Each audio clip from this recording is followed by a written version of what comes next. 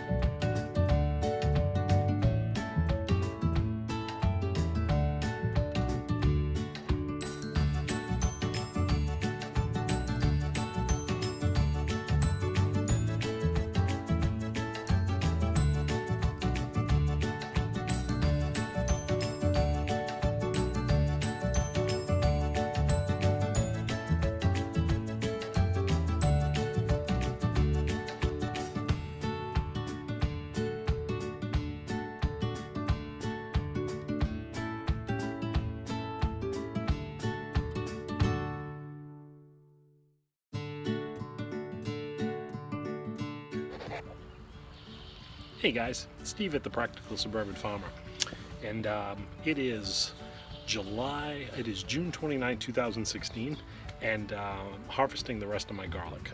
So I figured what I would do is let you take a peek and see what the garlic looks like when it comes time to harvest. You know, you want to see about a third to half of the stalk starting to turn brown, and almost like a tannish, and it has the appearance that it's starting to die. And then you just want to go carefully and gently dig it up. You don't want to just yank on these plants because they'll snap, and then you want to be able to use those stalks when you're storing them. So it's pretty simple, it's pretty easy. So what I'm going to do is give you an idea of what these look like, and then I'll show you how to dig them up, and then we'll talk about curing them and storing them. Okay, so too long. So if you take a peek, you can see the stalks are starting to get brown. Some of them are going a little bit longer and whatnot. And of course, because I'm using my compost as fertilizer, I got an assortment of different wild, probably squash or pumpkin grown in here, just like I had in some of my other beds. I just kind of chose to let it go. We'll see what it grows into because I knew this bed was going to be dug up pretty soon, so I kind of let it be.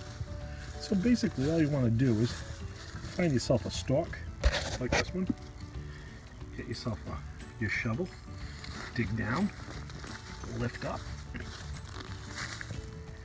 and there you have it. Just give them a little bit of a tap, and I'm just kind of storing them in a bucket over there for now. And then what I'll do is I will lay these out on a table in my garage because it's warm and dry in there. There you go. Look at that. Beautiful, beautiful garlic.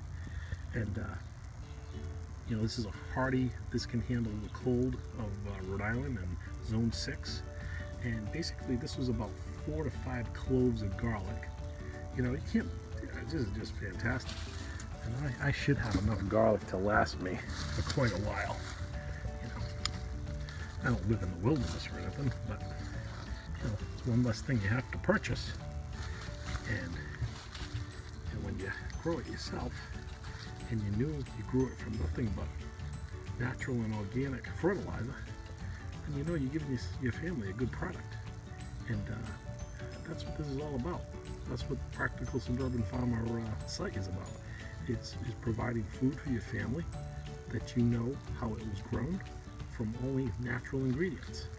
And when you can do that, you feel good about yourself, you give yourself a good hobby, and you know, you pass it on to the generations. That's kind of what these videos are for. You know, I don't really care if anybody watches them, but I would love for my great-grandchildren someday to see what their great-grandfather did and how he did it. You know, I would think there's nothing better. And I wish my kids could see what my grandfather taught me and my grandmother, and actually all my grandparents. You know, I learned a little something from all of them. And we have this great ability to pass on this knowledge, not only by memory, but by video and voice. And you know, I think there's nothing better than hearing a person's voice who was passed. And you know, I don't plan on going anywhere anytime soon, but what better gift to give your family members than your voice and your knowledge and stuff that's been passed on to you from generations to generations. So that's what this is all about.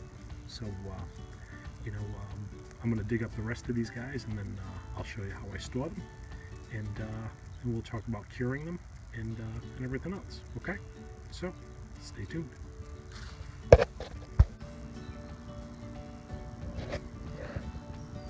Okay, so what I've done is I've laid some cardboard down on top of a table, and I've spread out my garlic all over the table.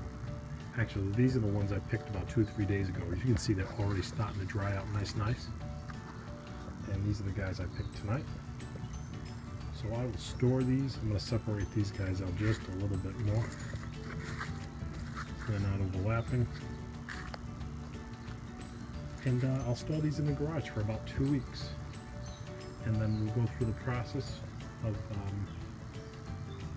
cleaning them up and braiding some of them and storing them in my basement. So, yeah, it's a decent amount of garlic. I don't know. Just have about maybe 75 heads of garlic. So that's pretty good. And I'll keep you posted as how things are going.